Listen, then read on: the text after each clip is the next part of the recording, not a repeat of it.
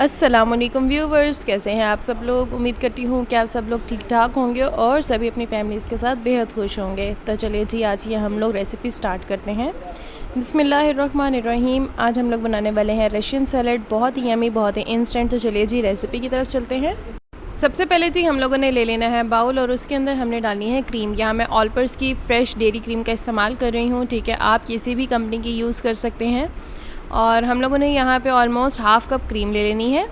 अब जी second ingredient इसके अंदर जाएगा मेयोनीज़, ठीक है। यहाँ हम लोगों ने ऑलमोस्ट हाफ़ कप ही मेयोनीज़ डालनी है। थर्ड इंग्रेडिएंट इसके अंदर जाएगा दही। यहाँ हम लोगों ने 3 बड़े चम्मच दही के शामिल कर देने हैं। अब इसके अंदर जाएगा 5 टेबलस्पून पिसी हुई चीनी, हाफ़ टी स्पून पिसी हुई काली मिर्च जाएंगी। तमाम चीज़ों को अब हमने अच्छे से मिक्स कर लेना है, ठीक है। यहाँ पे मिक्सिंग हो गई है। अब बारी आती है इसमें फ्रूट शामिल करने की। सबसे पहले हमने 4 सेब ले लेने हैं, छिलका उतार देंगे, ठीक है। उनको क्यूब फॉर्म में कट करेंगे, वो इसके अंदर डालेंगे। अब जी हम लोगों ने सेकंड फ्रूट ले लेना है बनाना, ठीक है। हम लोगों ने यहाँ पे ऑलमोस्ट 5 to 6 बनानास ले लिए हैं, उनको भी कट कर लिया है, वो इसके अंदर शामिल करेंगे।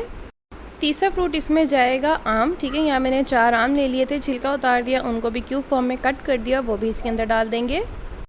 अब यहाँ पे हम लोगों ने ऑलमोस्ट आधा कप कॉकटेल का इस्तेमाल किया, जिसमें पाइनएप्पल थे, ठीक है, लीची थी, वो भी हम इसके अंदर शामिल कर देंगे। और तमामी चीज़ों को हमने अच्छे से मिक्स करना है कि जो क्रीम है वो इवनली डिस्ट्रीब्यूट हो जाए, तमामी फ्रूट्स क्रीम के साथ अच्छे से मिक्सअप हो जाएँ। आपको जो जो भी फ्रूट पसंद हो आप इसके अंदर वो ऐड ऑन कर सकते हैं, ठीक है। बॉयल्ड मैक्रोनीज़ और बॉयल्ड आलू भी आप इसके अंदर शामिल कर सकते हैं। इन तमाम चीज़ों को अच्छे से मिक्स करने के बाद हम इसको करेंगे डिश आउट और हम करेंगे इंजॉय।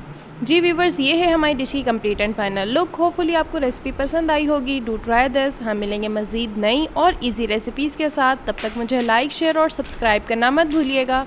मुझे अपनी दुआ में याद रखिएगा। टिल देन, अल्लाह हाफिज़।